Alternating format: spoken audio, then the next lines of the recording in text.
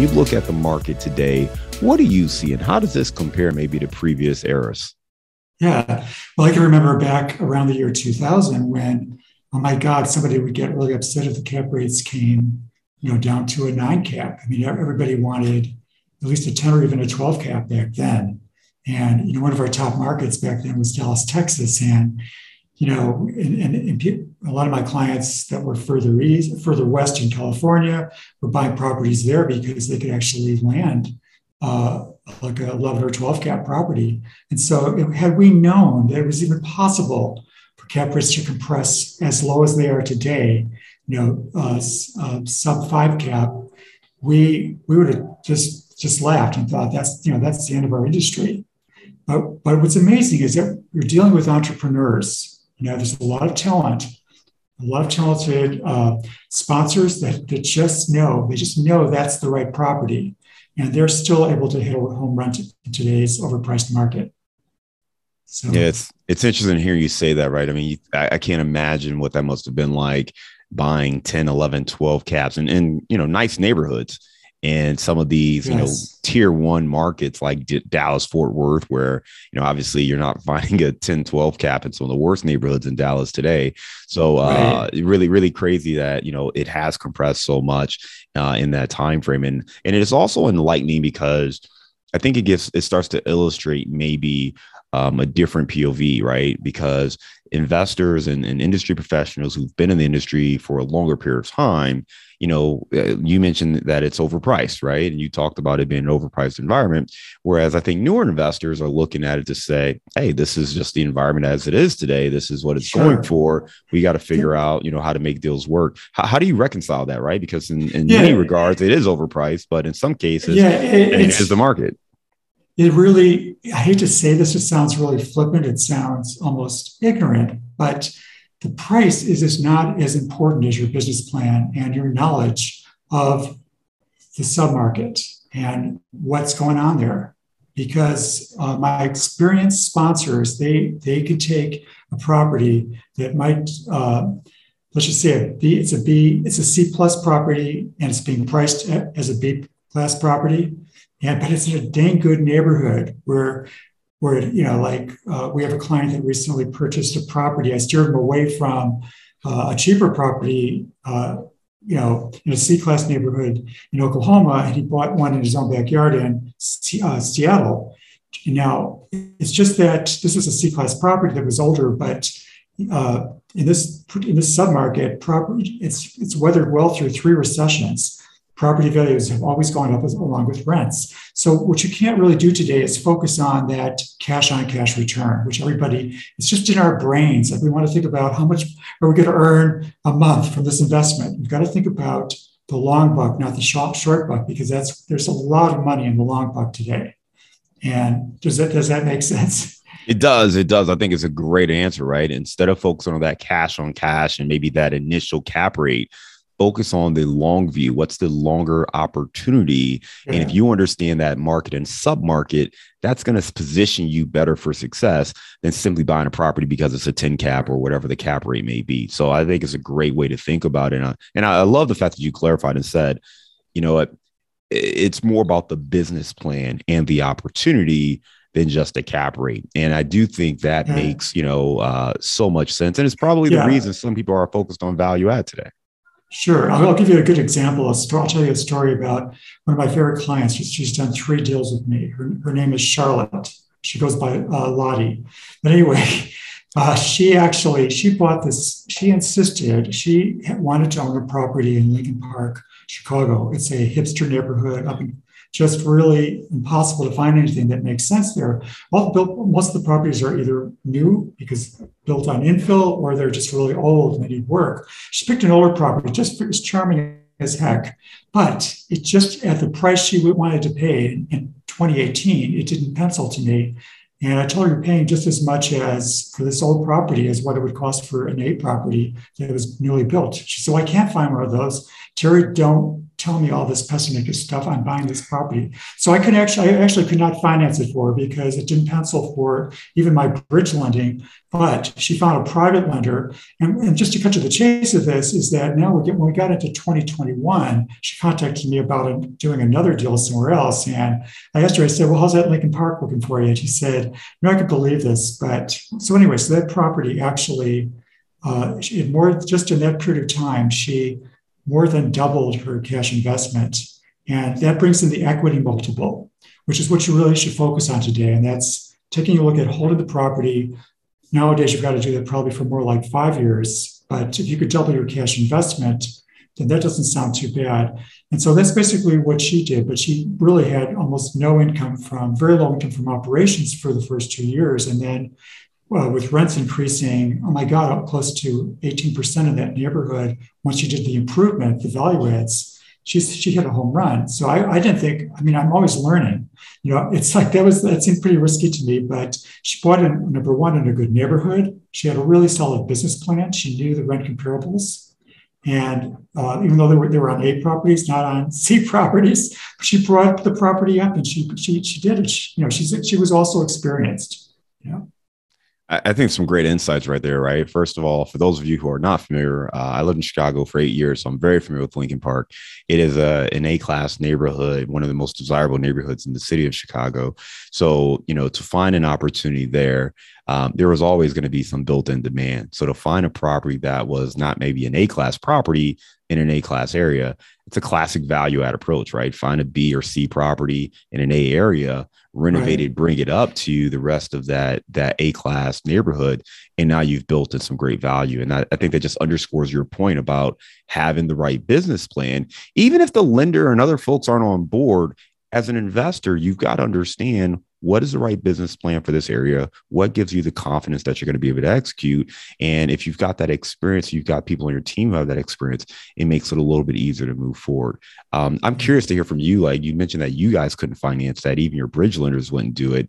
And with valuations kind of all over the place today, are you seeing other investors who find opportunities, but you're having a hard time, or you're seeing people have a hard time getting deals financed based on the underwriting? Yeah, I would say probably in our strongest markets like LA, San Francisco, Chicago, and a lot of other large cities, New York City, and so on, we can get deals like that done because just the level of income that people who choose to rent have support much higher rents. And quite often we can show evidence that we could raise the rents. It's really not, it's not a let's wait and see and guess scheme. That's not going to get you the loan you want. What it does take is actually coming up with sales comparables that you could show the lending source.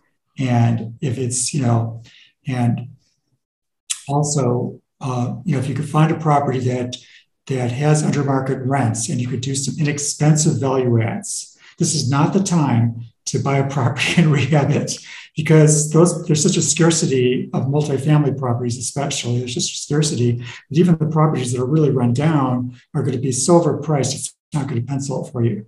So what we can still get done today, actually, because I love actually taking a property with my sponsors and help give it a shine, and pitch it to our money sources. And what you have to do, be willing to do for the property. Like for instance, we can do this property in Lincoln Park was just so vastly overpriced that's why I could not do it. But a private investor in that neighborhood saw the value, and so in Chicago actually was saw the value. So, but in most cases, what we can do is take a bridge loan and. A bridge loan is actually going to be a bridge lending that actually could take a look at 80% of cost today. If you're going to be doing some value adds, and then take a look and then lend you up to, let's say, 75% of a value once it's the improvements are completed and it's stabilized. So quite often we get deals done with bridge lending today but it's got to have a dang good business plan, supported by fact.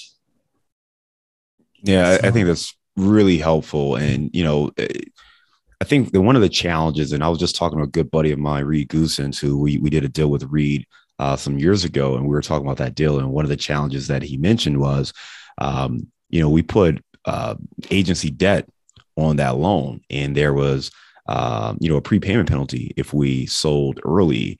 And that actually limited our options on the exit because, the prepayment penalty was so high. When you look at the current environment, when you talk about bridge debt, agency debt, the different type of loan products that are out there, one, just set the table and describe, the pros and cons of these. And then I'm curious to hear, like, what do you think people should be looking at, or how should we look at a deal and decide what loan product is right based on our business plan and the deals we're finding? I would love to answer that question, John. That's my specialty. Okay, let's start with community banks. Okay, so community banks really hate this cap rate compression. They've been around. They know the neighborhood. They know the areas. They've been around. They remember 2008, 2009, when actually properties were, it was at the end of I think at least a 6-year or 8-year bull market on real estate, and properties had really gone up like they have today. And they have seen property values, not so much on multifamily and good, strong neighborhoods, but other types of commercial properties that did go down in value, and cap rates went up. So so that made trouble for them with the regulators. So community banks are the most cautious. They're quite often the least entrepreneurial. They don't like taking risks. So that's probably not the very best source today for if you're going to be buying a property that's going to be at a, let's just say, sub 5.5 cap, sub 6 cap even, which in a lot of good neighborhoods that's the case today. So you mentioned so what I want to bring in too is credit unions. Credit unions are more new, or it's over the last 5-6 years to commercial lending. But because they don't pay income taxes, and they have a lot of, they have a lot of money to lend, more than they possibly can lend. They could cut you a sweet deal, and but you have to pretty much have some sort of connection to that area, because their charter is going to insist that you have to belong based upon a certain criteria.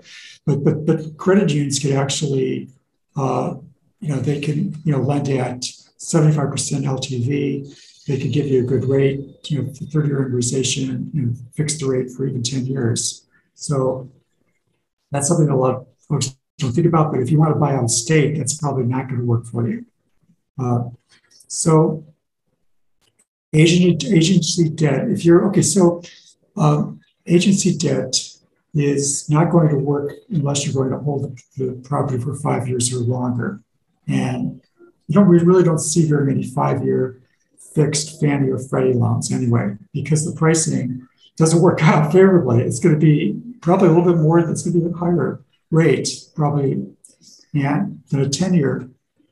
And the other thing too is that where bridge financing comes in, John, is that almost all lenders, community banks, agency loans as well, they actually stress the interest rate. So let's just say rates are really good right now. Let's just say you're getting a 4% rate. Well, a bank's going to stress that out to at least 6%, and probably Fannie Mae to at least 5.25%, unless you're getting a 15-year fixed or longer. So what happens is that it's difficult to buy properties at these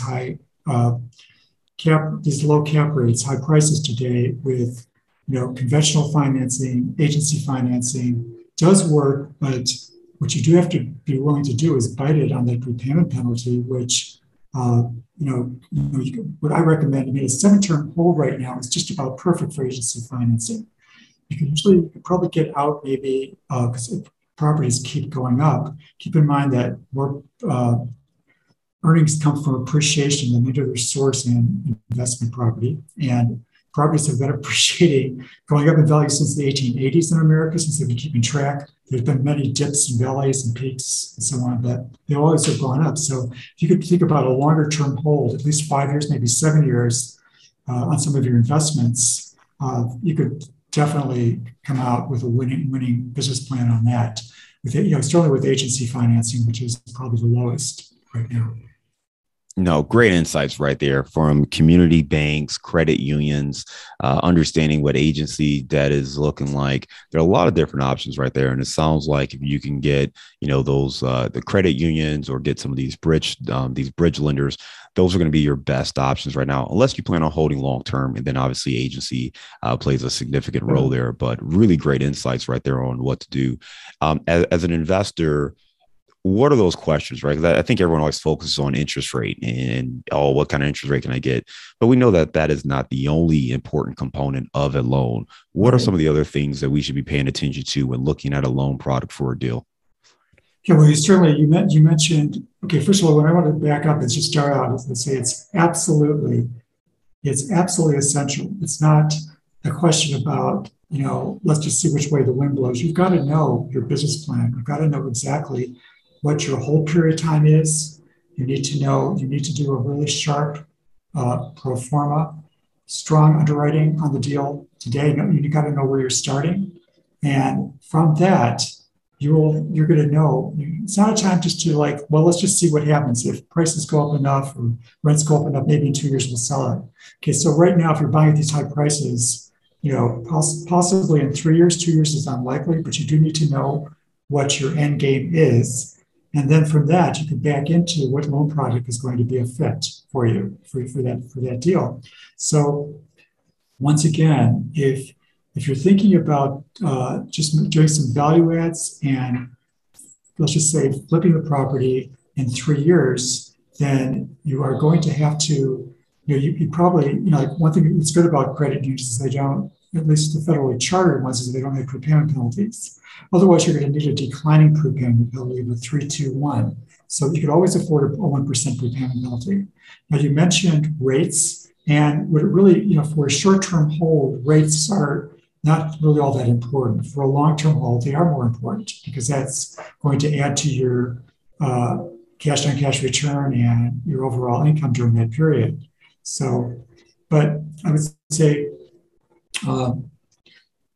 what's really a benefit, for instance, let's just say what's really good about taking an agency loan, for instance, is that you can have an option of, let's say, at a minimum of, let's say, 2 years, actually 1 year, but 2 years is more realistic, maybe 3 years of getting supplemental financing for that loan. So now you could take cash out and perhaps use it to put down as a sponsor or as a group on another property and have your cake and eat it too.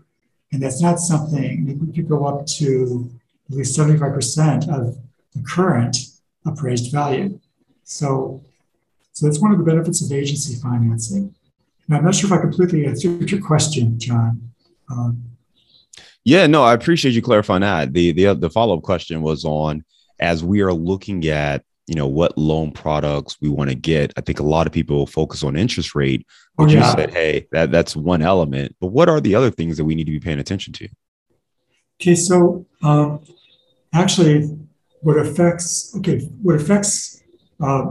your cash-on-cash return the most is getting the lowest payment financing you can. And with such high prices, that is really makes sense. And so if you could find a loan that has interest-only payments, even if, let's just say, if it's a larger property, for instance, today, we could get you a bridge loan, let's just say, maybe in the mid 5.5% range. Now, that might sound terrible, like, oh my God, that's so much, that's so high. It really doesn't really matter because if it's interest-only payment, it's going to be very similar in payment to bank financing at 4% with a 25-year amortization. But now we could lend you more money based upon the future, And so actually, even in agency loans, CMBS loans have interest-only payments of anywhere from 2 years to longer. So keeping your payments as low as possible is really important. But also, once again, if your strategy, let's say, is to raise rents, just think of, if there's nothing that will affect your cash-on-cash return more than raising rents, even much more so than starting out of the gate with the best interest rate. So I just want to interject right now that one really positive thing about today's economy is inflation, because just from my experience, of course, we haven't had inflation like this for 40 years, like in the 7% range. But one of the things that happens is that people, for some reason, like last year, rents nationally went up, according to Zillow, 10% nationally. And in places like we're lending quite a bit right now in Boise, Idaho, they went up 20.6%. The average home went up to about 500,000 there, and the average home is 360,000 now nationally.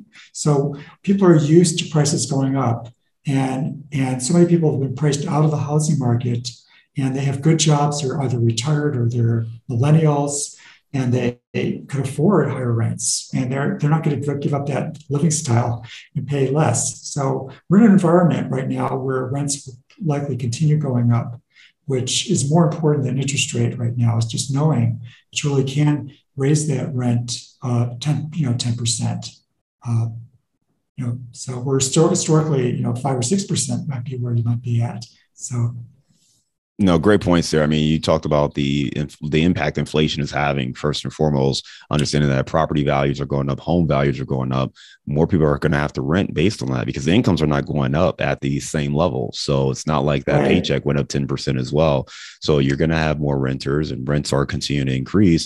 It's going to make it a little bit easier to hit those business plan objectives and continue to find more renters for these deals. Yeah, but we also, just to be a little contrary, we also do have a shortage of workers right now. Absolutely. Even for medium, let's just say even for medium income jobs. So wages are going up, a bit right now. So I think it's all, fairly favorable from that standpoint. Yeah, wages are going up. They're just not going up at the 10 to 20% level to match kind of the yeah. Right. So I think the other thing that you talked about was just, interest rates are important, but not as important depending on the business plan. If you're going to hold something for 2 years, a point here or there is not going to make the difference of being successful or not being successful versus the actual ability to impact your business plan. But if you are holding longer, then obviously that interest rate is going to impact the cash flow. So it's more about understanding how much do you have to pay each month to the lender versus how much cash flow you have. And then again, what is your long-term business plan for that property? I would just add that, understanding the prepayment penalty is really important. Again, going back to the business plan, do you have a prepayment penalty or not? And then are there other, I guess, lesser discussed elements of a loan, whether it be other provisions or, other things that people maybe should know, but don't really talk about? Well, actually, there are. Okay, so for the agency loans, for instance, to qualify, you have to have experience. Not so much with Freddie Mac. If you want to buy a property within 100 miles of where you live, you could actually get a Freddie Mac loan without experience or just with some single-family home rental experience. But for Fannie Mae, you have to have 2 years of owning 5 units or more. You have to have for agency loans, you have to have a net worth of equal to the size of the loan. And there's no lender today, even hard money lenders, that's going to allow you to be broke at the closing table. So you've got to have. Yeah, and that's one of the things that I really want to stress is how important it is. Because that's the one thing I have to say is that getting through like the Great Recession, my investors in commercial real estate that actually had a rainy day fund, and also could break even at 75% occupancy. In other words, they put more down. They made it through the recession. They did not lose their properties at all. And they were able to actually pick up some of the distressed properties from those investors that always had to buy another property and were broke at the closing table. So having some cash is really important to lenders, all lenders today, when at the closing table. So, Yeah. Absolutely. Great points there, Terry. I want to talk a little bit more about the book, right? You wrote this amazing book that has been widely recognized as #1 book and a new release on Amazon back in 2020, the Encyclopedia of Commercial Real Estate Advice. One, why did you decide to write this book? And I want to talk about some of the advice that the book shares. Okay, thank you for asking me that, but it's really kind of strange. In April of 1919, I get this email And it's from the executive managing editor at Wiley Publications. They're known mostly for publishing the Dummies books. And he just said, I had some articles on Forbes and on LoopNet. He said, I love your writing. Would you consider writing a book called The Commercial Real Estate Encyclopedia? Well, I thought it was a joke, because it just came into my email, just like a lot of people, I've always wanted to write a book, but I kind of forgot about it for many, many years. And so I contacted the guy, picked up the phone right away, started talking, and I said, "Hey, this sounds really interesting. I'd really love to write this book, but an encyclopedia, ugh, that just sounds so boring. I just don't really want to write a boring book." And so he said, "Hey, I don't know if you could help me out, but my editorial committee is meeting in 4 days. Can you get me a proposal? And let's just see where it goes. Do you mind just getting me a proposal?" Well, what I proposed was an encyclopedia on commercial real estate, absolutely everything from A to Z on commercial real estate, with a how-to book. So the book, my greatest compliment of the book is that it's a great read. People say that they can't put it down because there's lots of stories from my clients and my own experience. And so, but otherwise, just for somebody who's a passive investor, the book will give you everything you need to know to be an investor in commercial real estate, and that's what you really need to take responsibility and know how to crunch deals, understand how to determine risk and so on. And so my book is designed to do that. Out of the stories that you have in the book, what's one that you hear from readers most about? Which one jumps out most to them? Yeah, well, actually, this is kind of a funny one, but people love the story called, it was all about toilets. And this is something that happens when you buy an older property, like in Lincoln Park. This property wasn't in Lincoln Park, but what happened is that this older lady was getting ready to retire, but bought this property, 18 units, and it had been built during the 30s, early 40s. And the problem is that the sewer line that went through underneath it was steel. It was actually, what is it, like a cast iron skillet? It was that kind of, So anyway, it corroded. And so what happened is that after about 2 months, when somebody flushed the toilet in one apartment, unfortunately, if methane gas was accumulated and broke loose right then, it would force the contents into somebody else's apartment's toilet. And so it was just a really nasty. And the first property manager that was beyond them. They quit, and then she didn't know what to do. So I recommended another property management company, and they've got the sewer line expert who fixed the problem. But the problem is that these are things that are unforeseen, that when you buy an older property and you don't think about having a major cost of having to take up the subflooring and actually replacing a sewer line, So, but it's also a funny story. So. Oh man, those are the nightmare issues that you don't want to deal with. And obviously that's when in due diligence, you want to find that so you can address it appropriately the first time and not have that issue. But man, that's a tough one. Yeah, excellent. And also, I'm not going to go into this, but I have 11 ways property managers can actually steal from their clients. And this is more for smaller mom and pop property managers, just that my clients have experienced. So that's kind of like entertaining as well. Very interesting. Yeah. Thank you for sharing that, Terry. Hey, where can people find this book? It's actually on sale right now on Amazon, and it's Barnes & Noble. Certainly of the larger book dealers have it.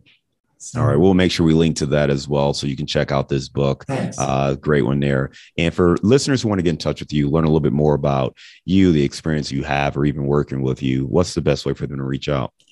Okay, they could reach me at apartmentloanstore.com, just Terry at apartmentloanstore.com, or terrypainterauthor.com. And I have a YouTube channel that has the same title as the book. And that's the best way. Awesome. I love it, man. Well, listen, let's jump into a round of insights. Terry, give me a failure or an apparent failure that set you up for later success. When I was quite young, in my mid-20s, I bought a small apartment complex with my mother, and it was brand new. We thought this was going to be great. What we didn't realize is we were buying in a working class, blue-collar neighborhood in Springfield, Oregon. And anyway, so what happened is that after about a year, these brand new units were totally trashed. and we couldn't get we had to evict people, which we had no experience doing. So actually what I learned is how important it is to actually, unless you have experience in D-class neighborhoods, buying in a good neighborhood. That was a hard lesson. We had to sell for probably 75% on the dollar to get out of that. Tough one. But it set you up to focus on loans and be more successful in the space. Yes. All right. Give me a digital or mobile resource you recommend for your business.